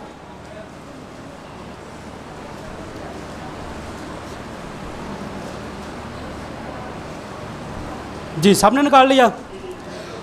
और उसके खून के सबब से जो सलीब पर बहा, सुलह करके सब चीज़ों को उसी के वसीला से अपने साथ मेल कर ले, ख्वाह वो ज़मीन की हों, ख्वाह वो आसमान की हों। जो उस क्रूस से लहू बहा, जो उस क्रूस से लहू बहा, नबी ने कहा वो सबब बना मेरा और आपका खुदा के साथ एक होने का। जो उस क्रूस से लहू बहा तो वो सबब बना मेरा और आपका खुदा के साथ एक होने का, ताकि हम खुदा के साथ एक हो गए।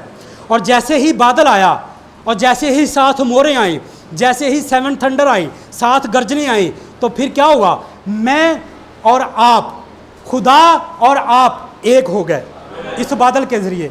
इस बादल के ज़रिए मैं और आप एक हो गए, क्योंकि हमारी पुरानी सोच तो ख़त्म हो गई, हमारी पुरानी ज़िंदगी तो ख़त्म होगी। अब जो कुछ बोइज़ का था वो रूत का बन गया। अब जो कुछ यीशु मसीह का था वो उसके ब्राइड का बन गया, वो उसकी ब्राइड का बन गया। जो कुछ खुदा का था वो उसकी दुल्हन का बन गया। यानी कि थ्रू द क्रूस के ज़रिए, या आज अगर हम देखें तो क्रूस थ्रू द बादल के ज़रिए। आमीन। आइए एक और हवाले की तरफ चलते हैं, इसी कुर्सियों की किताब के अंदर दूसरा बाब।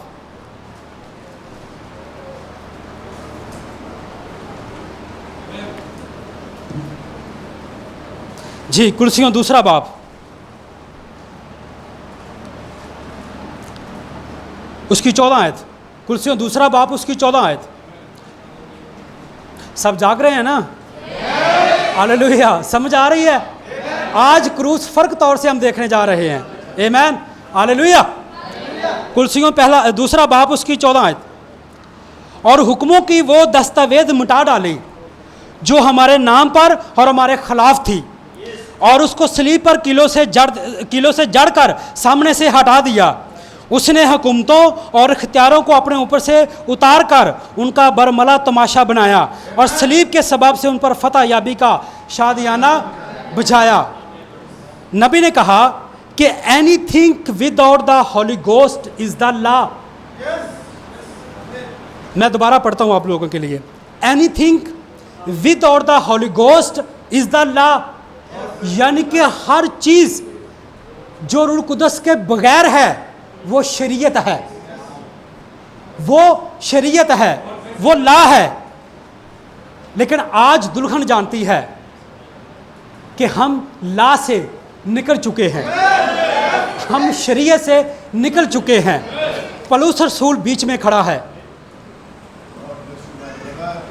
पौलुस रसूल ला एंड शरीयत के बीच में खड़ा है। अब ला और शरीयत के बीच में जब पौलुस रसूल खड़ा है तो पौलुस रसूल दिखा क्या रहा है उनको?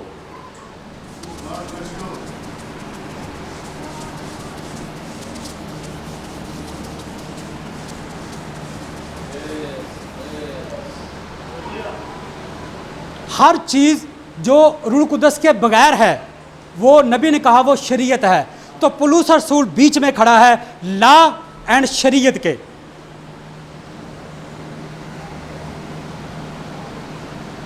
ला, ग्रेस। पौलुस रसूल खड़ा है शरीयत के और फजल के बीच में। तो ला जो है ये नबी ने कहा कॉर्नर वर्क है।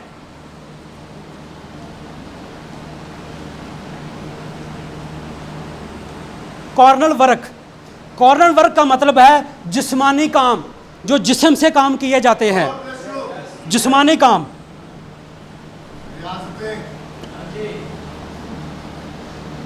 और जो ग्रेस है ये नबी ने कहा स्पिरिचुअल वर्क है, स्पिरिचुअल वर्क है।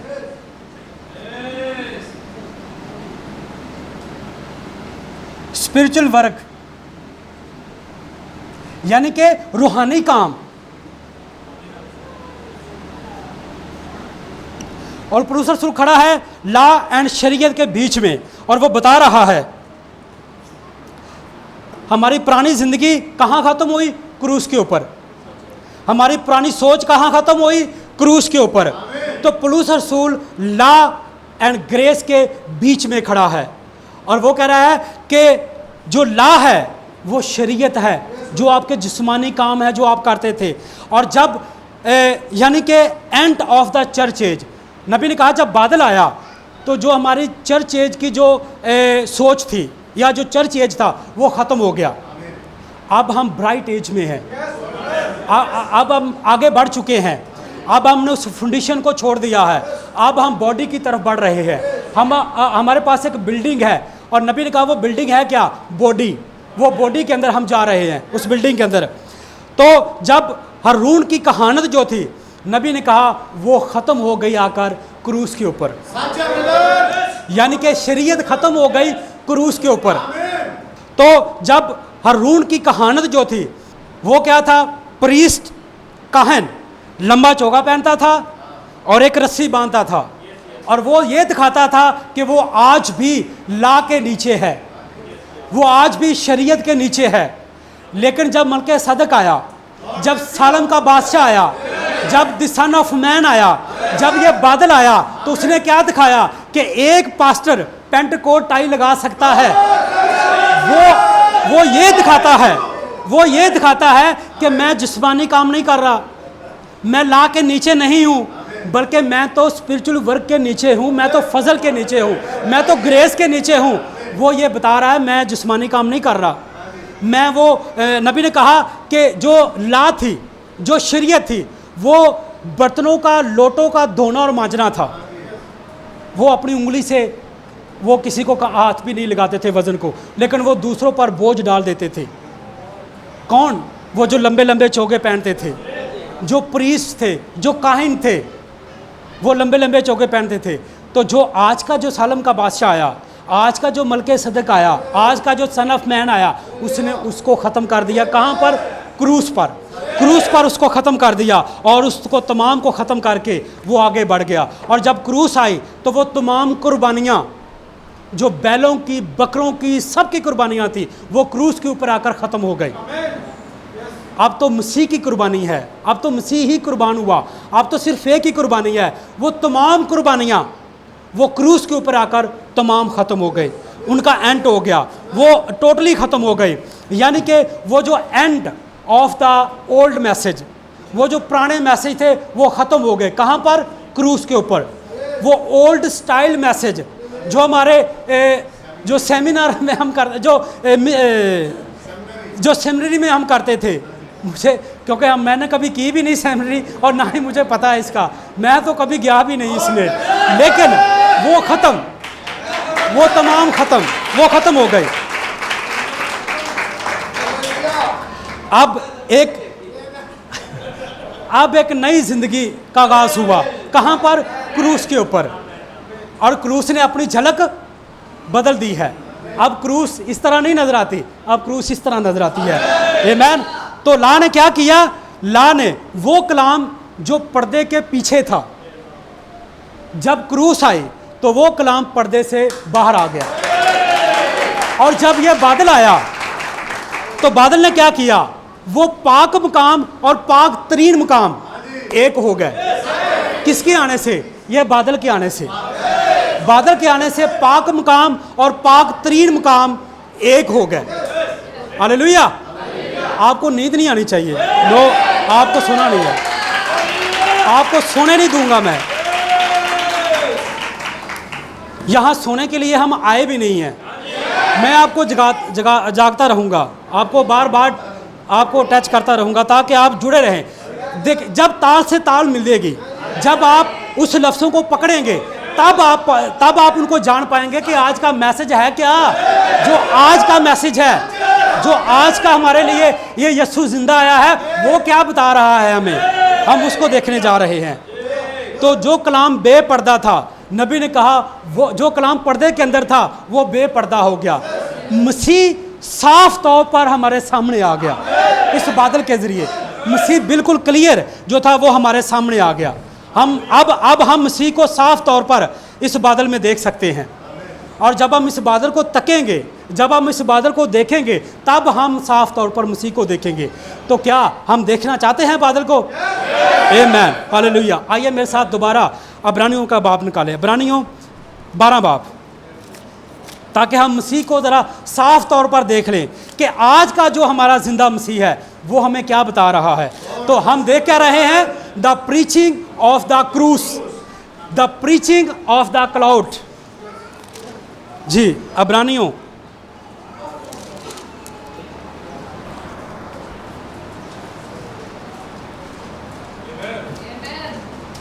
हालेलुया। इब्रानियों 12 बाब उसकी 2 आयत मैं आपके सामने पढ़ना चाहता हूँ। और ईमान के बानी सामने निकाल लिया।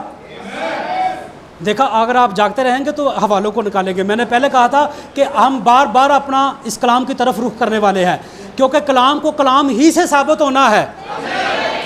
पहला स्टेप, दूसरा स्टेप, इसी तरह हम स्टेप बाय स्टेप आगे बढ़ रहे हैं। तो ये 7 स्टेप थे जो हमने देखे। आमीन, हालेलुया, आमीन। जी, इब्रानियों 12 बाब उसकी 2 आयत। और ईमान के बानी और कामल करने वाले यीशु को तकते रहें। अब पौलुस रसूल ने क्या कहा? यीशु को तकते रहें। तो नबी ने मैसेज प्रीच किया, लुक अवे इनटू जीसस, यीशु की तरफ देखो। पौलुस रसूल कह रहा है यीशु को तको, यीशु को देखो। लेकिन ब्रदर ब्रैनम ने कहा यीशु की ओर देखते रहो, यीशु की तरफ देखते रहो। और ये यीशु है, और ये यीशु है जिसकी तरफ हम देख रहे हैं। और आगे लिखा है, जिसने उस खुशी के लिए जो उसकी नज़रों के सामने थी, उस खुशी के लिए जो उसकी नज़रों के सामने थी। और उसकी नज़रों के सामने क्या खुशी थी? क्या जब यीशु मसीह क्रूस पर हैंग थे, जब यीशु मसीह क्रूस पर लड़क रहे थे, तो क्या वो फकीर और फरीसियों की ओर देख रहे थे? क्या वो लंबे लंबे जो चोगे पहनते थे उनकी तरफ देख रहा था यीशु मसीह? क्या यीशु मसीह उनकी तरफ देख रहा था जो सारी सारी रात पढ़ते थे, सहीफे याद करते थे, कभी यशाया का सहीफा याद करते थे, कभी तरेद, कभी ज़बूर याद करते थे? क्या यीशु मसीह क्रूस के ऊपर उनकी ओर देख रहा था? नो, यीशु मसीह उनकी तरफ नहीं देख रहा था। जो जिसकी उस खुशी के लिए जो उसकी नज़रों के सामने थी, उसकी खुशी क्या थी? उसके पास क्या खुशी थी जिसकी खुशी की वजह से उसने इस सलीब का दुख सहा? इसी किताब के अंदर हाथ रख के वापस हम यशाया के सहीफे में जाते हैं। यशाया 53 बाब के अंदर वो खुशी है जो यीशु मसीह देख रहा था। इस खुशी के लिए यीशु मसीह ने सलीब का दुख सहा। यशाया 53 बाब, जी, यशाया 53 बाब। यीशु मसीह उनकी तरफ नहीं दे रहा था जिसने उसकी पसली पर नेज़ा लगाया। यीशु मसीह फौजियों की तरफ नहीं देख रहा था जब यीशु मसीह इस क्रूस पे था। यीशु मसीह की नज़रों के सामने एक खुशी थी, और जो उस खुशी को देख रहा था, और वो खुशी यशाया ने लिखी है। यशाया 53 बाब के अंदर है। मैं आपके लिए पढ़ना चाहता हूँ यशाया 53 बाब। जी, सामने निकाल लिया। यशाया 53 बाब उसकी 10 आयत, उसकी 10 आयत। यशाया 53 बाब उसकी 10 आयत। जो उसकी खुशी थी वो खुशी यशाया ने लिखी है। लेकिन खुदावंद को पसंद आया कि उसे कुचले, उसने उसे गमगीन किया। जब उसकी जान गुनाह की कुर्बानी के लिए गुजारनी जाएगी तो वो अपनी नस्ल को देखेगा, वो अपनी नस्ल को देखेगा। और उसकी नस्ल है क्या? ब्राइट। उसकी नस्ल क्या है? मैं और आप।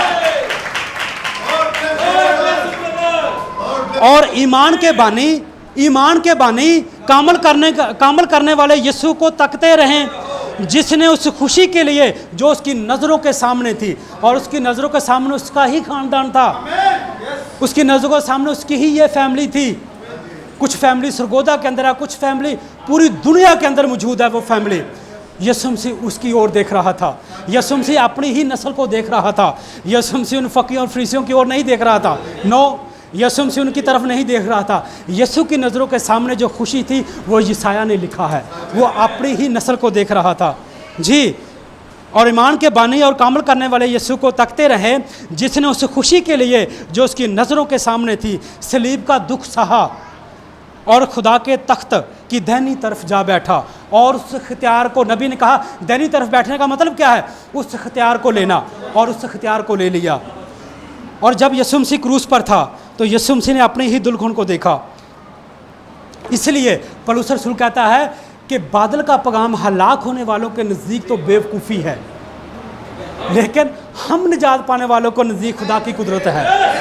ये बादल का पैगाम उनको ठोकर देता है, लेकिन जो निजात पाना चाहते हैं, जिनका रैप्चर है, वो इसी बादल से होने वाला उनका रैप्चर।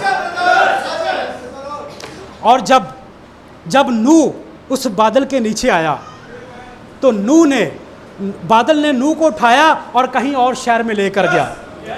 नूह वहां नहीं रहा जहां नूह ने 120 साल मुनादी की। नूह वहां नहीं रहा जहां नूह 120 साल कश्ती बनाता रहा। जब बादल आया तो बादल ने नूह को उठाया और कहीं और मुकाम किसी और मुकाम पर लेकर गया। और जैसे ही मूसा को बादल ने उठाया तो मूसा को वापस बादल कहाँ लेकर गया? पैदाइश के अंदर। मूसा को उठाया बादल ने तो कहाँ लेकर गया? बागे अदन के अंदर। पहले मूसा ने उन चीज़ों को देखा फिर लिखा। नबी ने कहा पहले मूसा ने उन चीज़ों को देखा फिर उन चीज़ों को लिखा। बादल ने उनको उठाया और कहीं और मुकाम पर लेकर गया। और अगर आज ये बादल आपको उठाता है आपके पतमस से, तो आपको कहाँ लेकर जाएगा? एक नए शहर के अंदर। और वो नया शहर है क्या? नया यरूशलेम। वो आपको आपके पतमस से उठाता है, आपको अपनी इस बॉडी से उठाता है और आपको थियोफनी में लेकर जाएगा। आपकी रिडेम्पशन चेंज कर देगा। तो रैप्चर है क्या? याम का चेंजिंग। आपका याम बदल जाएंगे। आपका जो आज का याम है ये बदल जाएगा और आपका रैप्चर हो जाएगा। तो बादल आज क्या कर रहा है? बादल आपको यहाँ से उठा रहा है। बादल आपको अपनी ज़िंदगी से, आपकी ज़िंदगी से उठा रहा है और कहीं और मुकाम पर लेकर जाने वाला है।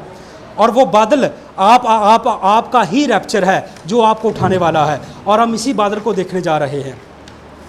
आमीन। द प्रीचिंग ऑफ द क्रूस, द प्रीचिंग ऑफ द बादल। जो सलीब का पैगाम है वही बादल का पैगाम है। क्योंकि सलीब अब वो सलीब नहीं रही। आपने ये तो सीख लिया, अब सलीब ने अपनी झलक बदल दी है। अब सलीब हमें, सिर्फ ब्राइड को, सिर्फ दुल्हन को सलीब फर्क नजर आती है। आमीन। हर एक पास्टर अपनी कलीसिया का एक फरिश्ता है जिसने अपने चर्च को लेकर, अपने पूरे चर्च को लेकर इस बादल में लेकर जाना है। तो अगर पास्टर ही बड़का है तो कहाँ लेकर जाएगा? वो नहीं लेकर जा सकता। अगर वो बादल से ही दूर है तो बादल में लेकर जाएगा? नहीं लेकर जाएगा। जो बादल के दोस्त हैं वही अपने चर्च को लेकर इस बादल में जाने वाले हैं और वही इस बादल के अंदर जाने वाले हैं। आमीन। मैं और थोड़ी देर लूँगा और उसके बाद में मैसेज क्लोज हो रहा है। हम मैसेज की क्लोजिंग की तरफ जा रहे हैं। आज के पास लोगों के पास मैसेज क्या है? Your good life. आपके पास अच्छी ज़िंदगी होनी चाहिए, आपके पास बेहतर ज़िंदगी होनी चाहिए। योर गुड लाइफ, अच्छी ज़िंदगी गुजारो। ब्रदर, ये तो वो भी गुजारते हैं जो नॉमिनेशन के अंदर है। ये तो वो भी गुजार सकते हैं जो मसीहत में भी नहीं हैं। कई ऐसे लोग आपने भी देखे होंगे जो बड़े सदका जारिया करते हैं, जो बड़े, उन्होंने कभी झूठ भी नहीं बोला और ना ही वो कभी शराब नोशी, कुछ सिगरेट वो नहीं पीते, लेकिन वो बादल को नहीं जानते, वो बादल को प्रीच नहीं करते। उनके पास एक अच्छी ज़िंदगी हो सकती है, उनके पास दौलत, रुपया, पैसा हो सकता है, लेकिन वो बादल के बारे में नहीं जानते। आज के मैसेज के बारे में वो नहीं जानते कि आज मेरे और आपके लिए जो मैसेज है, जो ये बादल लेकर आया है, वो इस बादल को नहीं जानते। उनके पास अच्छी ज़िंदगी हो सकती है। तो नबी ने कहा अच्छी ज़िंदगी का मतलब क्या है? चोरी ना करना, झूठ ना बोलना, हर किसी से प्यार करना। नबी ने कहा ये रूह कुदस का बपतिस्मे का मतलब ये नहीं है। नो, ये रूह कुदस के बपतिस्मे का मतलब नहीं है कि हम हर किसी से प्यार करते रहें। नबी ने कहा evidence of the Holy Ghost baptism is not love. रूह कुदस के बपतिस्मे का मतलब ये नहीं है कि हम हर किसी से प्यार करते रहें। ये रूह कुदस के बपतिस्मे का मतलब नहीं है, क्योंकि इब्लीस आपसे ज़्यादा खुदा के तख्त के सामने खड़ा हो सकता है। इब्लीस आपसे ज़्यादा बोल सकता है, कलाम के रेफरेंस दे सकता है। इब्लीस आपसे ज़्यादा पकेज़ा बन सकता है। नबी ने कहा इवन के वो नूरानी फरिश्ता भी बन सकता है। वो इन तमाम जो रूह के फल हैं इनकी कॉपी कर सकता है, लेकिन वो कलाम पर बिलीव नहीं करता। अब इब्लीस का कलाम पर बिलीव नहीं है, तो नबी ने कहा ये रूह के फल नहीं हैं जो हम सोचते हैं, जो आज क्रिश्चियनिटी के पास रूह के फल हैं। ये रूह के फल नहीं हैं। क्या ये रूह के फल हैं? जब खुदा यीशु मसीह जब हैकल में गया तो उन्होंने रस्सियों का कोड़ा बनाया और उनको मार मार कर हैकल से निकाल दिया और गजबनाक नज़रों से उनकी तरफ देखा, उन कहनों की तरफ देखा। तो क्या आप इसे रूह के फल कहेंगे? नहीं कहेंगे। नबी ने दिखाया कि रूह के फल कहाँ हैं। नबी ने इस बात को बयान किया कि रूह का फल, रूह कुद्दस के बपतिस्मे का मतलब ये नहीं है कि रूह के फल हैं, ये रूह का फल नहीं है। रूह का फल नबी दिखाते हैं कि रूह का फल कहाँ है। रूह का फल उन काहिनों के अंदर था जो दिखाते थे। जब नबी ने कहा, जब आपके बाप और आपकी माँ की शादी हुई तो बंधन में किसने बांधा? आपके मेहरबान बुजुर्ग काहिन ने। वो काहिन जो हैकल में खिदमत करता था, वो काहिन जो खुदा ने जिसको मुकर्रर किया था। और जब आपने अपनी फसल काटी तो आप पहला पूला लेकर अपने काहिन के पास गए ताकि काहिन उस पूले को पकड़ता और उस पूले को हिलाता। और इस बात की निशानी थी कि आपकी जो बकाया खेती है, जो आपकी बकाया फसल है, वो खुदा के हजूर में मकबूल हो। तो आप किसके पास गए? अपने मेहरबान बुजुर्ग काहिन के पास। वो काहिन आता है और आपको प्यार करता है, काहिन आता है आपको रूह के फल दिखाता है, काहिन आता है आप सबको कहता है कि आप सब खुदा के बेटे और बेटियां हैं। लेकिन क्या आप इसे रूह के फल कहेंगे? जिसने रस्सियों का कोड़ा बनाया और उनको मार मार कर हैकल से निकाल दिया, क्या ये रूह के फल हैं? जी नहीं। जब आपको आपके पड़ोसी से कुछ शिकायत थी तो बीच में कौन खड़ा हुआ? आपका मेहरबान बुजुर्ग काहिन। उसने आपको सुलह कराई। जब आपके बाप और आपकी माँ के बीच में लड़ाई हुई तो सुलह के लिए कौन आया? आपका मेहरबान बुजुर्ग काहिन। जब आप बीमार पड़े, जब आप बीमारी की हालत में थे तो इस कदर बीमार हुए कि आप मरने के करीब थे, तो दुआ किसने की आपके लिए? आपके पीछे हॉस्पिटल में कौन गया? आपका मेहरबान बुजुर्ग काहिन। और वही काहिन जो खिदमत हैकल के अंदर करता था। और यीशु जब आया तो यीशु ने उन रस्सियों का कोड़ा बनाया, और जब रस्सियों का कोड़ा बनाकर उनको हैकल से निकाल दिया, तो क्या आप इसे रूह के फल कहेंगे? नहीं कहेंगे। कुर्बानी किसने मुकर्रर की? खुदा ने।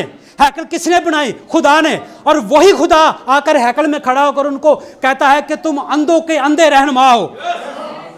उनको कहता है तुम सांप के बच्चे हो, उनको कहता है तुम ईशी के बच्चे हो। तो क्या आप इसे रूह के फल कहेंगे? जी नहीं कहेंगे। तो नबी ने कहा रूह का फल कहाँ है? रूह का फल है क्या? नबी ने कहा evidence of the Holy Ghost baptism the believing of the world the as.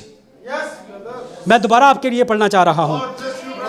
Evidence of the Holy Ghost baptism is the believing the world of the age. रूह कुद्दस के बपतिस्मे का मतलब यह है कि अपने वक्त के पैगाम का यकीन करना। जो आज आपके पास वक्त आया है, जो आज आपके पास बहाली का पैगाम आया है, जो आज आपके पास बादल आया है, आपने इसका यकीन करना है। यह है रूह का फल। वो रूह का फल नहीं है जो काहिन आपको दिखाता है, वो रूह का फल नहीं है। लेकिन ये रूह का फल है कि आप अपने वक्त के पैगाम का यकीन करें।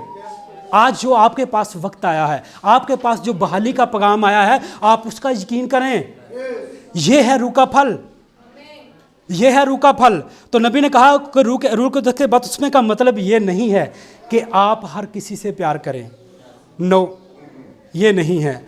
रूह कुद्दस के बपतिस्मे का मतलब ये है कि आज का जो पैगाम आपके पास आया है, आप उसी का बिलीव करें, आप उसी पर ईमान रखें। और हमेशा इंसान उस चीज़ की तारीफ करता है जो खुदा कर चुका है, और फिर उसकी तारीफ करता है जो खुदा करने वाला है। और इंसान हमेशा उस चीज़ को इग्नोर करता है जो खुदा प्रेजेंट टेंस में कर रहा है, जो खुदा हाल में कर रहा है। खुदा आज क्या कर रहा है? खुदा ने आपके लिए क्या भेजा? नबी ने जब इस बादल की तरफ देखा तो क्या कहा? जनाब क्या ये आखिरी वक्त का निशान है? तो आज आपके पास जो पैगाम है, हमने उसका बिलीव करना है। हमारे पास जो आज पैगाम आया है, हमने उसका बिलीव करना है। हमने उसका बिलीव नहीं करना जो पहले गुजर चुका है, जो खुदा कर रहा है, जो खुदा करेगा, बल्कि हमने उसका यकीन करना है जो खुदा प्रेजेंट टेंस में कर रहा है। हमने उसका यकीन करना है। हमारे पास वही मैसेज है जो आज हम कर रहे हैं। हमारे पास कोई और दूसरा मैसेज नहीं जिसको हम बिलीव करते हैं। आमीन, हालेलुया, आमीन। हम आखिरी हवाले को देखेंगे और इसके बाद हम अपने मैसेज को क्लोज करेंगे।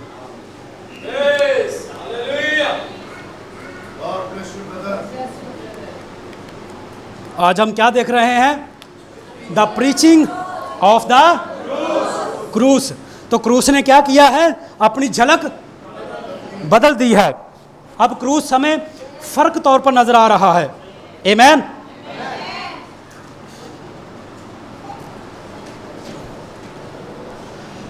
नबी ने कहा जब यूसुफ के बेटों को बरकत मिली तो जो यूसुफ का बाप था याकूब, पहले तो उसने ऐसे हाथ रखे तो फिर अपने हाथों को बदल दिया। तो यूसुफ नबी था, तो यूसुफ ने कहा बाप तूने गलत किया, तुझे बड़े बेटे को बरकत देनी थी, तूने छोटे को दे दी। तो याकूब ने कहा हाँ मैं जानता हूँ कि मैंने अपने हाथों को बदला है, लेकिन ये मुझे खुदा ने कहा है। नबी ने कहा मैं इसका आपको रेफरेंस दूंगा। नबी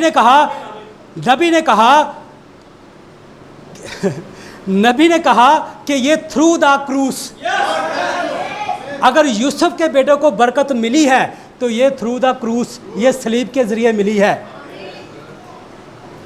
बनी इस्राएल के पास प्लॉट होने का हक था, उनके पास ब्राइट बनने का, दुल्हन होने का हक था, लेकिन उन्होंने बेच दिया।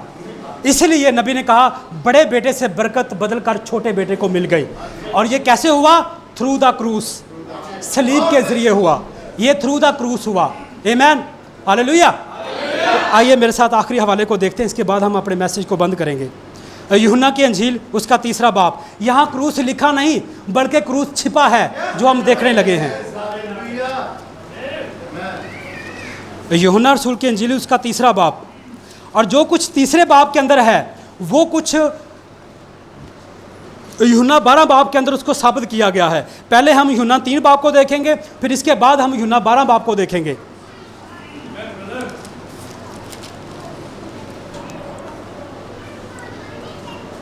जी सबने निकाल लिया? यूहन्ना 3 बाब उसकी 14 आयत मैं आपके सामने रखना चाह रहा हूं।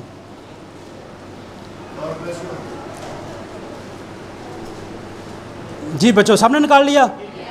जी यूहन्ना 3 बाब उसकी 14 आयत। और जिस तरह मूसा ने शाम को बियाबान में ऊंचे पर चढ़ाया, जिस तरह मूसा ने शाम को बियाबान में ऊंचे पर चढ़ाया, इसी तरह ज़रूर है कि इब्ने आदम भी ऊंचे पर चढ़ाया जाए। और जब वो ऊंचे पर चढ़ाया जाएगा तो नबी ने कहा बहुत से लोगों को अपनी तरफ खींचेगा, वो अपनी तरफ पुल करेगा, अपनी तरफ खींच लेगा उन लोगों को जब ऊंचे पर चढ़ाया जाएगा। तो नबी ने इसी बात को लेकर यूहन्ना 12 बाब के अंदर अटैच किया। यूहन्ना 12 बाब के अंदर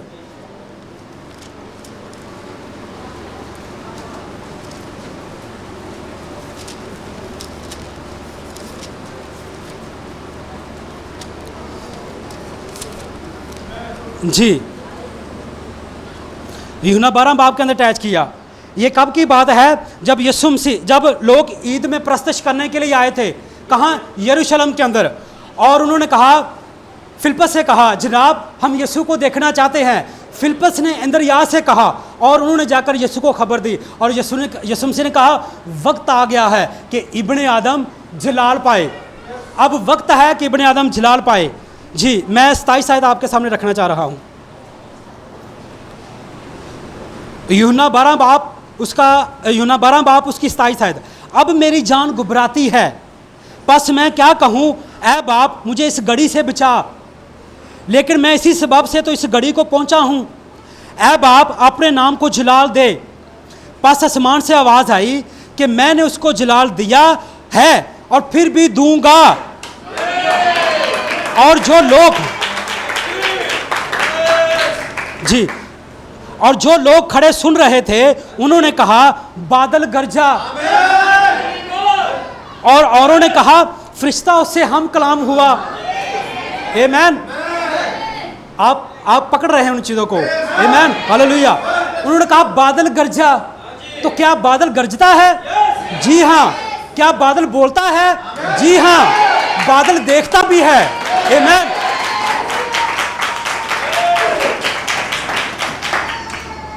तो इसी गर्ज को लेकर नबी ने फर्स्ट सील के अंदर इसको डिटेल से प्रीच किया है। फर्स्ट सील के अंदर, जी मेरे पास फर्स्ट सील 7 मोहरों का मुकाशफा है, मैं इसी कोड में से आपके सामने रखना चाह रहा हूँ।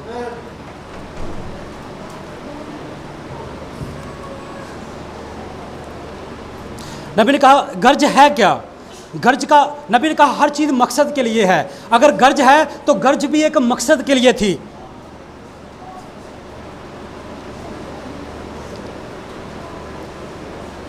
जी पहली फर्स्ट सील है, इसका कोड नंबर 127 है, इसका कोड नंबर 137-2 है। मैं उसके पहले वाली लाइनों से नहीं पढ़ूंगा, मैं नीचे वाली लाइनों से पढ़ूंगा। जब, क्योंकि मेरा टारगेट सिर्फ गर्ज को आपको बताना है, गर्ज है क्या। जब बरा ने पहली मोर खोली तो गर्ज की आवाज़ पैदा हुई। अब ये गर्ज की आवाज़ भी एक मतलब रखती है, बगैर मतलब के कुछ नहीं होता। बहुत अच्छा, एक गर्ज की आवाज़ पैदा हुई। मैं हैरान हूँ कि गर्ज क्या थी। नबी ने कहा मैं हैरान हूँ कि गर्ज क्या थी। आइए यूहन्ना के इंजील उसके 12 बाब के अंदर चलते हैं, जो हमने पहले इस बाब को पढ़ लिया है। अब नबी बता रहे हैं कि गर्ज है क्या। जी, कोड नंबर 138-2। लेकिन ये एक लामत की सूरत में थी, ये एक लामत की सूरत में थी। हेलो, आप सुन रहे हैं सब? जी, और बस ये एक लामत की सूरत में थी। जब गर्ज की आवाज़ पैदा हुई, जब गर्ज की आवाज़ पैदा हुई तो याद रखें, गर्ज की आवाज़ खुदा की आवाज़ है। अब गर्ज की आवाज़ क्या है? खुदा की आवाज़। तो जहाँ खुदा होता है वहाँ शोर भी होता है। इसलिए आपको जगा रहा हूँ।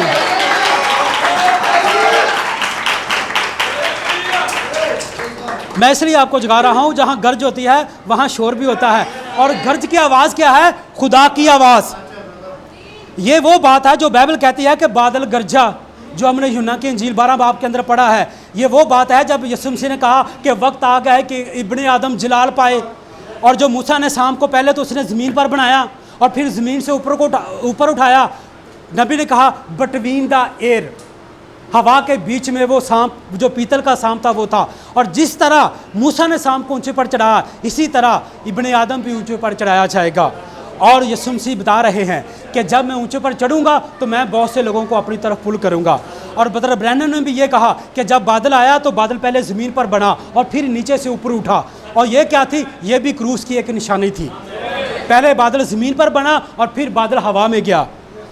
और जब हवा में गया तो ये भी अपनी तरफ लोगों को पुल करेगा, ये भी अपनी तरफ लोगों को खींचेगा। तो नबी ने कहा गर्ज क्या थी? गर्ज खुदा की आवाज़ थी। जो बाइबल कहती है बादल गरजा, वो समझे कि एक बादल की गर्ज है, लेकिन ये खुदा था जो उस पर जिसने उस पर आया किया। लेकिन इसलिए कि वो इसको समझा कि ये एक गर्ज है, ये एक गर्ज है। तो गर्ज क्या थी? गर्ज खुदा की आवाज़ थी। तो हमने क्या देखा? द प्रीचिंग ऑफ द क्रूस, the preaching of the cloud. Amen, hallelujah, God bless you.